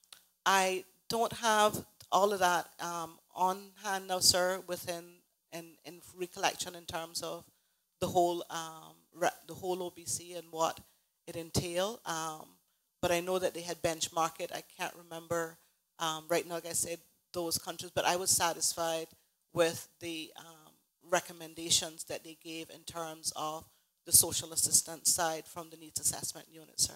Okay. Can I ask you, how much time did these consultants spend with you, and was there discussion with you about the structure and this integrated approach, or did it involve any discussions with your findings and whether we could possibly take corrective action to overcome those findings in the current situation? Thank you, Chairman. And as the Chief Officer mentioned, she consulted with us. I did want, as a point of personal explanation, to give some of the comments that we gave at the time. It was a one-off meeting that Angela and I had with KPMG and with the Chief Officer and several other officers, and then Angela followed up on the first meeting of the steering group. We did, at the outset, express concerns around the terms of reference that, as we understood them, for the work KPMG were going to undertake. From this morning's hearing, those reservations remain, because our first recommendation in the 2015 audit report was about developing a strategy around the social assistance programmes. So by that, we aren't talking about how government organises itself in its back office to deliver services. We're talking about what's the policy that you're trying to achieve for older people, for unemployed people, for disabled people. And we saw the first step before you got into the reorganisation and consideration of options being the development of a strategy. So a policy position. Government recently has got an older people strategy. It's obviously had the disabled law that came in. So there's good base documents there to work on. But the response to recommendation 1 says the outline business report delivers the strategy. From today's conversation, I seriously doubt that it does do that, and that was a concern we expressed at the time. You haven't been given a copy of the OBC report to see whether your input although I guess with my statutory powers I could insist on seeing a copy because I have access rights, the Ministry haven't supplied that to me. So what we said was, in the context of what the terms of reference were, that a 5-6 week period from January to the end of March was insufficient to do the strategy work. There could be some useful work done around the existing programmes and the organisation of those. But for me, I'm not persuaded that coming up with a do-nothing or integrated approach is addressing the fundamental issue, which is how are our people in need in Cayman best served by the social assistance programmes. Yeah. My concern as chairman of this committee is that we seem to have paid $180,000 for secretarial services, which were edited by 2 overseas consultants who had some individual expertise in 2 different areas, one of which is really outside the scope of the ministry who is having this OBC done. Because we were told earlier, as I understood correctly, that the health ministry is having another OBC done to determine how they're going to handle the part of their ministry that would be integrated into this section. That is correct, right? Mr. Chairman, the transfer payments for the health recommendations are made in this OBC about the transfer payments for health and how we go forward with the transfer payments for health. My discussions around health is saying that obviously there are some on-the-ground changes that are being done with the Ministry of Health in terms of how they approach health, and they might not be the need. I'm not saying that there will be. One of the transfer payments that is huge is this whole indigent medical transfer payment. That might not even be a transfer payment based on what reforms that the health ministry does in terms of healthcare. Does this OBC, as it currently stands, envisage and or recommend that those transfer payments and the health ministry be incorporated and integrated into the system that they're proposing? Mr. Chairman, if there remain transfer payments in terms of paying for medical purposes, they would be in this unit. But I'm saying the amounts may well reduce if the government makes a decision on how they approach healthcare differently. So the question is, does the current KPMG OBC that we are talking about include integrating those healthcare functions? Mr. Chairman, yes. Well, how is that possible if the health ministry is doing a separate OBC on how they are going to handle their stuff? Or is this OBC intended to override whatever that OBC recommends? Maybe I'm not clear, but it's my duty to make sure I'm clear. The transfer payments for health are the indigent medical, the seamen and veterans, and I think there are 3 transfer payments which total $31 million. The OBC recommends that they come underneath one integrated approach. The OBC also shares concern, which government and everybody's aware, is the growing amount for persons that we declare indigent. I am aware that there were discussions about how do we ensure that cost does not continue to increase over the years. So I'm saying that right now we're spending $31 million on health care based on reforms, and that is what would be transferred into this integrated approach. But that amount could well reduce based on how we approach health care overall. So I'm saying the transfer payment, yes, but the amount could go up or it could go down based on how we approach health care reforms, which is separate from the transfer payment, sir. So this OBC includes how to handle something that might not exist in the next budget, based on reforms over which you or the people who do in this OBC have no control. The OBC is based on the audit, which include the healthcare, 31 million. When they did social assistance, the healthcare was included as social assistance as a transfer payment, the 31 million. So it came out then from this committee. From the audit, sorry, it included their. The audit was, but I think it's correct in saying that the audit talked about the processes of identifying who was entitled to that care, right? So, for example, for those 31, like I said, $1 million that the needs assessment is not responsible for, the Seamen's and Veterans Insurance is covered by the Seneca law, and there's recommendations about what we should be given the Seamen's and the Veteran, which in the integrated approach would be looked at when you have, that would mean an amendment obviously to the Seneca law and the reforms for health insurance, right? But I'm saying there may be reforms differently for health insurance that we may not have to go that route. I don't know what those health reforms are. Yeah, I accept that. But the OBC includes it in case you have to do it. The OBC includes it because the audit included it, and the OBC. But stick a pin. The audit was a separate thing. Correct. Are you saying that the OBC is generated solely on the Auditor General's report of those areas? Of those areas, because the Auditor General's report was used as a basis for the strategic assessment. So the OBC would be around the Auditor General's report, sir. So the OBC only deals with the problems that exist. The OBC gives no cognizance of the good things that are being done by these various entities? The OBC has taken into account that, sir. They have actually looked at what is working and what needs to be looked at. One of the major things that is coming out is the whole database and how we are collecting from the 3 different arms, what is in the database of Seneca, for example, what is in the database for the Seamen's, for example, in the ministry. Just take that. We have them put into the accounting system of IRIS. We don't have a separate database for the Seamen's within the ministry.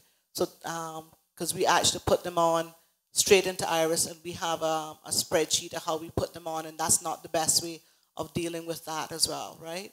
The database of Seneca would have the Seamen's and Veterans that are on there.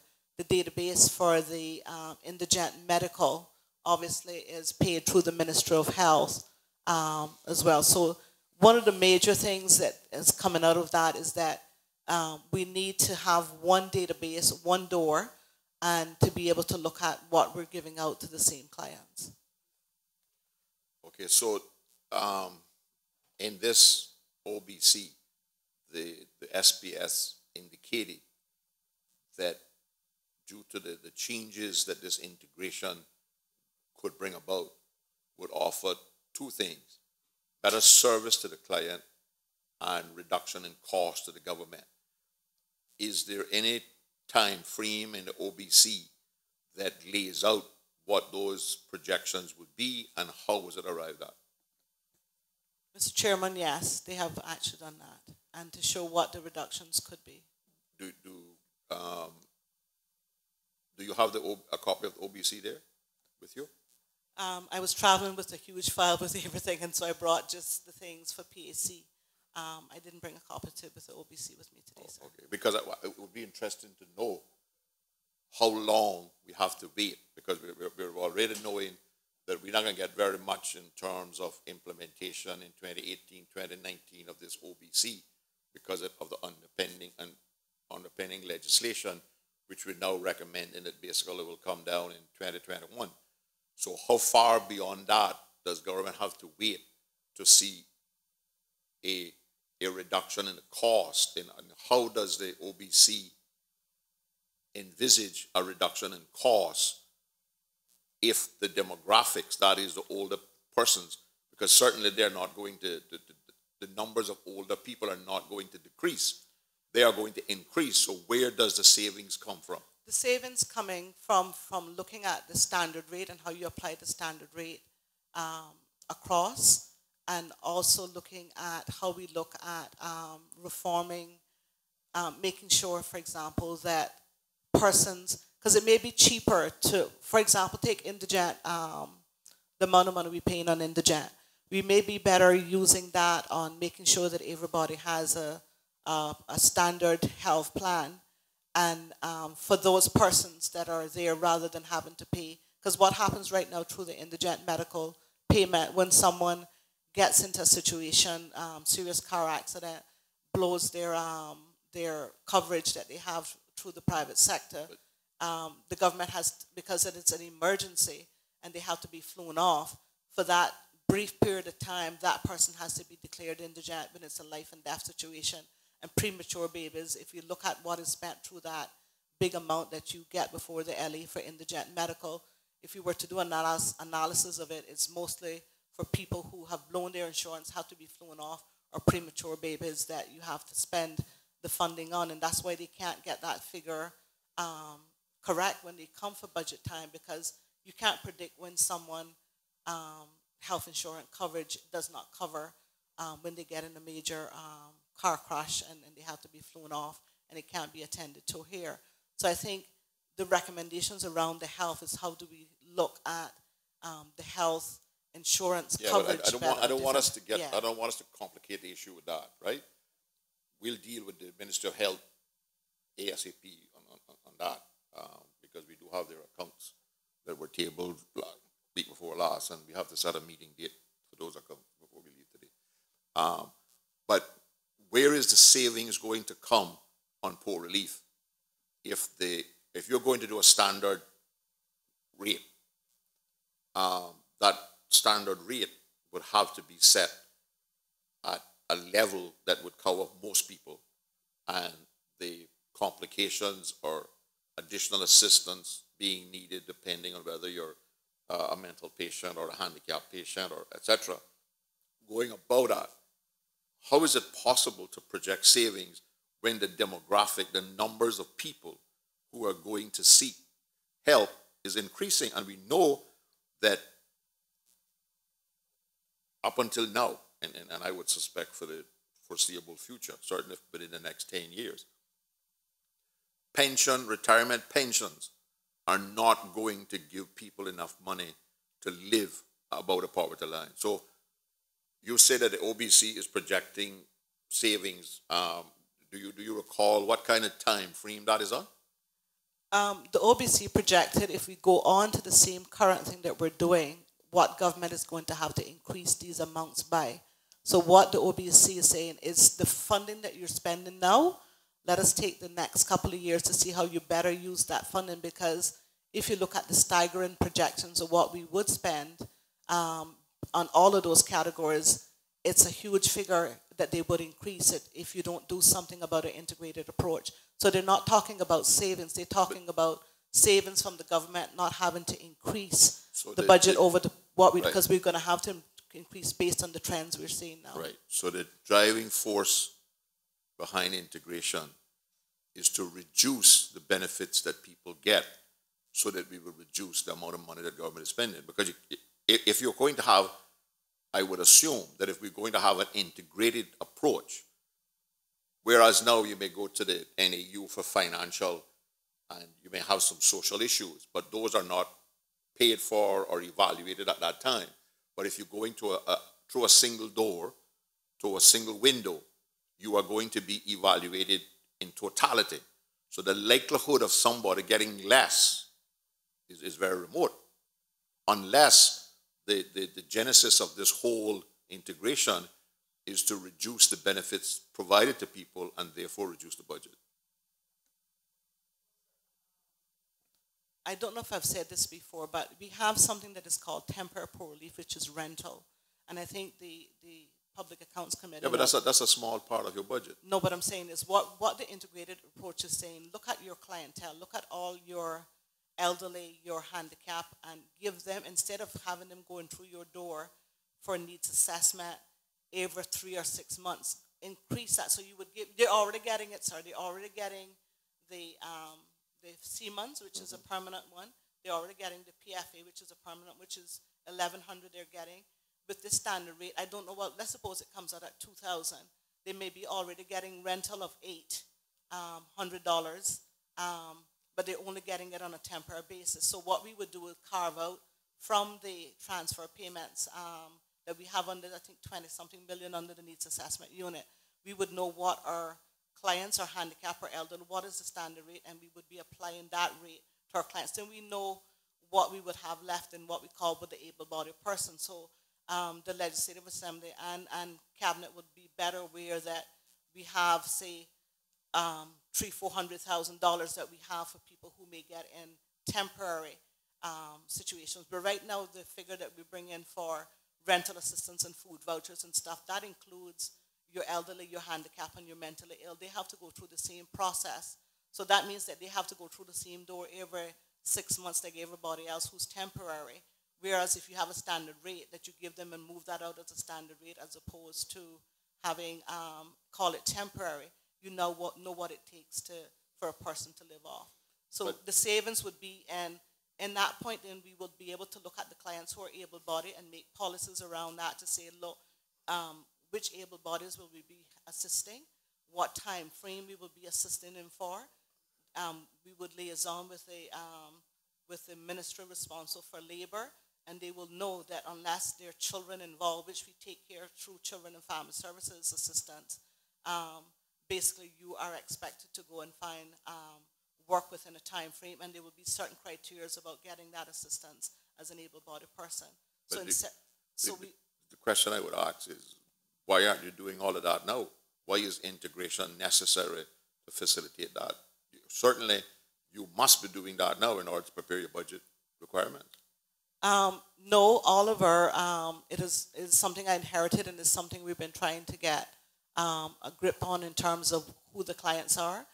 The staff that I've assigned from DCFS, I've asked them to start to do that process, and when we have the full-time staff on board in October, they need to look at separating out. I was hoping that for 18-19 budget, I would have been able to separate out the permanent persons from the temporary persons.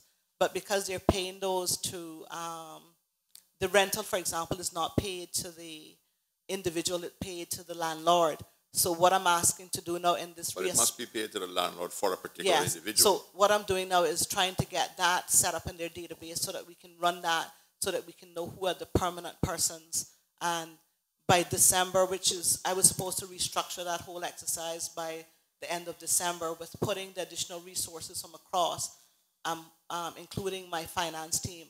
I will be getting that done by the end of December, making sure so we can separate out. I was hoping to get that done before we did the SBS. We weren't able to do that separation, sir. But before we do the 2021 budget, I'm expecting that we take out and we know who those clients are. To you, Mr. Chairman, I'm just curious, was there any public consultation done or the customers engaged during this process to get feedback from them in terms of the effectiveness or the efficiency of the different units? The needs assessment unit does not get, but we have recently agreed for them to get where they know who their clients are in terms of when they come in. We're also hoping by looking at their database and looking at this other system that we recently put in terms of how they serve their clients better, that we can have this done. One of the things that we are putting forward, and I think the government, through their customer service, we've put forward that the NAU would be one of the units that we look at in terms of making sure that we have the customer service. So we will be putting questionnaires for our clients, and that's something that we envision that we would put into the 18-19 budget to know what the client's feeling. As part of the OBC, if it's, once it crosses cabinet, there are consultation periods with our clients during that time as well, before we go into the strategy. And just to explain to you, there's not a huge amount in 18-19 budget for further implementation. It's about going out, looking at our database, looking at getting the strategy. That's what the funding is in there for. We didn't put any additional staffing in the unit, because we need to know what is required. When we come to ask for funding in future, we'd like to know that we have the database and all those other things, and we can say, based on this, that.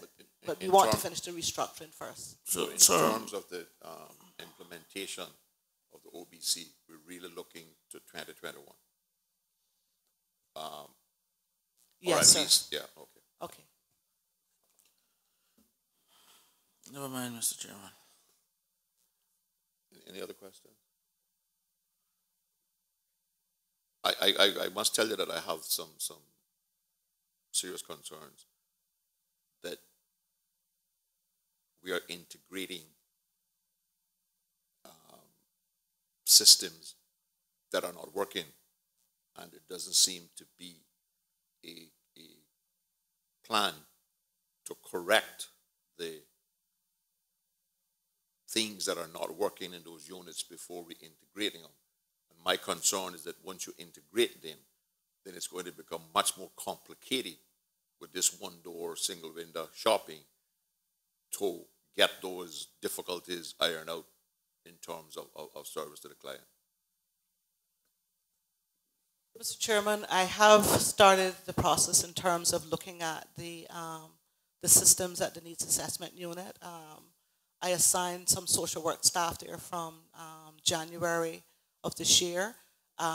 We have looked at the database through and I think the director is a witness later on, so you can feel free to ask her what has been put in place since then and what the systems is looking like.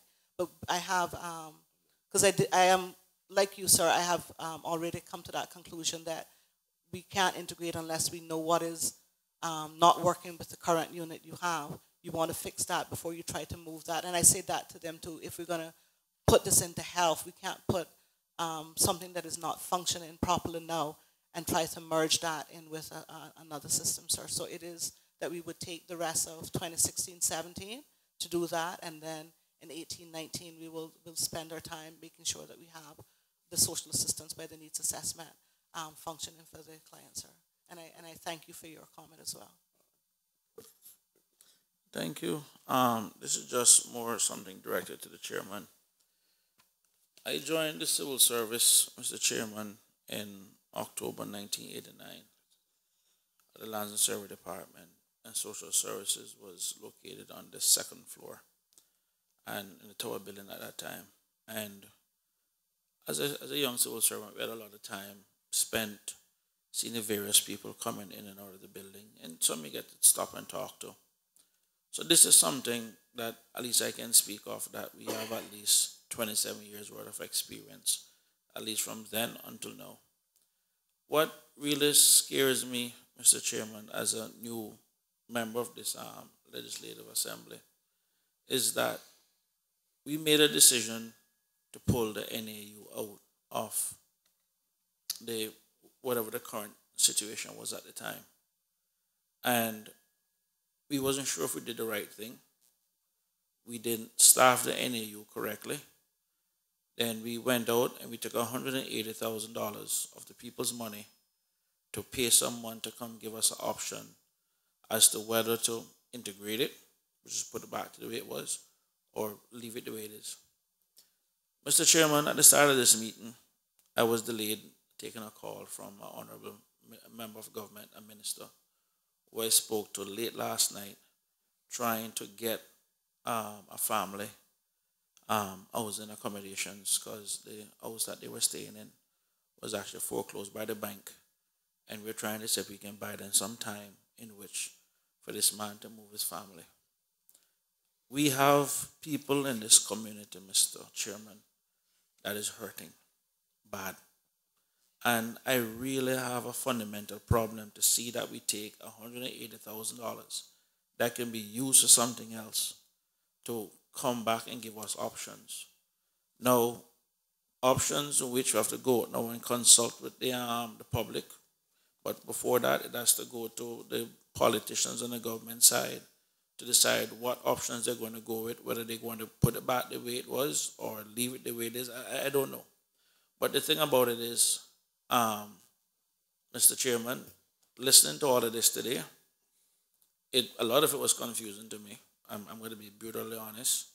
And it frightens me for people in this country who need help from the government, because this is a basic function of any government, and the thing about it is I listen to people play politics with this kind of stuff, and really and truly, I really hate it. Earlier, my colleague, Mr. Austin, was basically saying considerable progress, and I am wondering now, after almost 2 hours of listening and going through this, and hearing the issues that have been raised, if he still believes that there's been considerable progress, because clearly it looks as if we have not moved anywhere, because we're looking now to go back to what we was, or we're not sure, or whatever. These are the kind of things, Mr. Chairman, we can't play politics with, because at the end of the day, I still have a constituent who still needs some place for his family to be next week. And the bank is now basically telling them to get out of the house. We still need that. And with all of this, I still need to be able at the end of the day to call my constituent and say to him at least something positive that helps us along the way. He's having a problem finding accommodations, because the minute people hear that government is paying, they don't want to rent to him, because it's the government don't pay on time. These are real problems, Mr. Chairman. And we need to make sure at the end of the day, members of this House, every member of this House, is to make sure that the people who need help in this country, that we can help them.